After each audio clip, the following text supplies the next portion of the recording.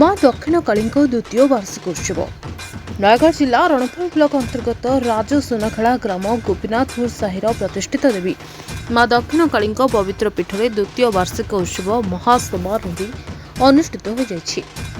ଏହି ଅବସରରେ କଳସ ଯାତ୍ରାର ଆୟୋଜନ କରାଯାଇଥିଲା। ଶହ ଶହ ଶ୍ରଦ୍ଧାଳୁ ମାନେ ନିକଟସ୍ଥ ଅମୃତେଶ୍ୱରଙ୍କ ପୋଖରୀରୁ 108 କଳସର ଏକ ବିଶାଳ ଶୋଭାଯାତ୍ରା ଆରମ୍ଭ କରି ସଂକୀର୍ତ୍ତନ ଦଳ ସହ ସୁବିଜ୍ଞ ପଣ୍ଡିତମାନଙ୍କ ବେଦ ପଠନ ପୂର୍ବକ ହୁଳହୁଳି ଏବଂ ହରିବୋଲର ତାଳେ ତାଳେ ନଗର ପରିକ୍ରମା ସହ ପୂର୍ଣ୍ଣ କଳସକୁ ଯଜ୍ଞ ମଣ୍ଡପରେ ସ୍ଥାପନ କରି ପୂଜାର୍ଚ୍ଚନା କରିଥିଲେ। ହରିବୋଲ ହୁଳହୁଳିରେ ଯଜ୍ଞବେଦୀ ପ୍ରକମ୍ପିତ ହୋଇ ଆଧ୍ୟାତ୍ମିକ ପରିବେଶ ସୃଷ୍ଟି ହୋଇଥିଲା। अंकुरारोपण सूर्य पूजा सर्वदेवादेवी पूजा आदि यथाविधि आरंभ कराଯାଇଥିଲା। ଏହାକୁ माँ दक्षिणकाली युवक संघ पक्षर आयोजन कराଯାଇଥିବା बेले गोपीनाथपुर साहिर समस्त ग्रामवासी साहाय्य करथिले। ओडिशार कोण अनुकोणरू आसिथिबा सभिज्ञ पंडित माने पंडित पद्मनाभ दासଙ୍କ नेतृत्वरे पंडित माने परिचालन करथिले। श्रद्धालु भक्तमानक पई दही पणा सह प्रसाद सेवनर व्यवस्था कराଯାଇଥିଲା। ଏହି ଯଜ୍ଞ 4 दिन धरि चालू रहब।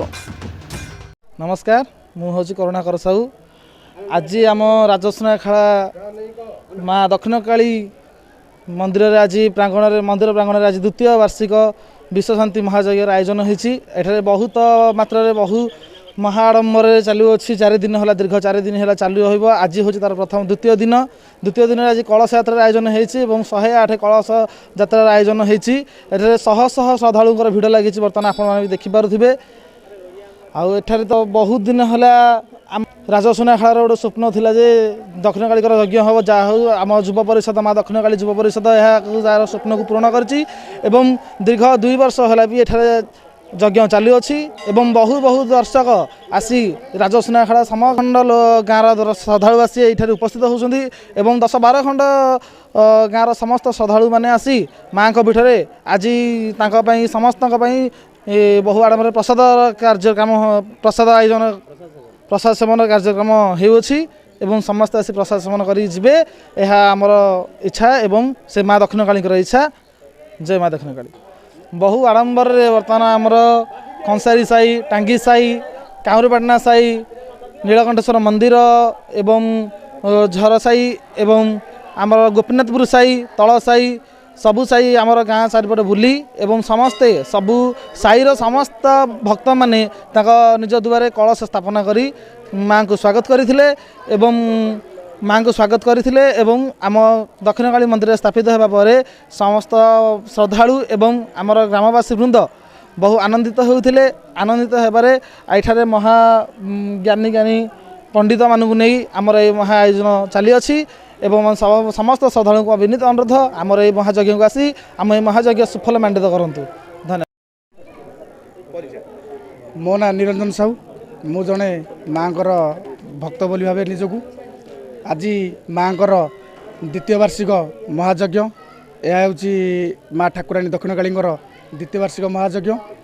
ए महायज्ञ प्राय दूर दूरांतर बहु भक्त आसी एठारे समागम होती कलश यात्रा भाग नापी। आज ये जो कलश यात्रा आम अमृतेश्वर मंदिर ठार आरंभ करी माने घट बुड़ेलु। आज अमृतेश्वर मंदिर में आज घट बुड़ेलु एवं घट बुड़े सारे पर माने समस्त भक्त माने नुआ वस्त्र परिधान करी गोटे आध्यात्मिक वातावरण भितर समस्ते घट को बुड़े माँ को प्रांगण को नेबे बोली घट यात्रा सामिल होती।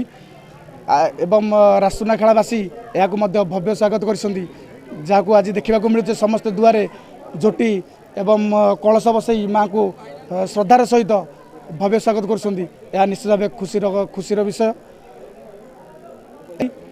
ठाकुराणी कलश यात्रा गत काली ठाकुराणी अंकुरोपण थिला एवं आज को आउ 2 दिन धरी माँ यज्ञ अनुष्ठित होब एवं धूमधाम सहकार ये यज्ञ परिसमाप्ति होब। यही परिप्रेक्षी एवं यही परिप्रेक्षी माँ विगत 4 दिन धरी यज्ञ चालू रहिबो। गोपीनाथपुर साहिर समस्त सदस्य छोट छोट पिला आरंभ करी वृद्ध पर्यंत समस्ते माँ काम साहसहयोग करसंती एवं माँ दक्षिणकाली युव परिषद कमिटी की बहुत बहुत धन्यवाद अर्पण करुच्ची जे कि तांकर सुंदर आयोजन राजसुनाखेला निहाती एक भाव धार्मिक वातावरण सृष्टि करिवो। रणपुर जितेंद्र साहू को रिपोर्ट द न्यूज टुडे।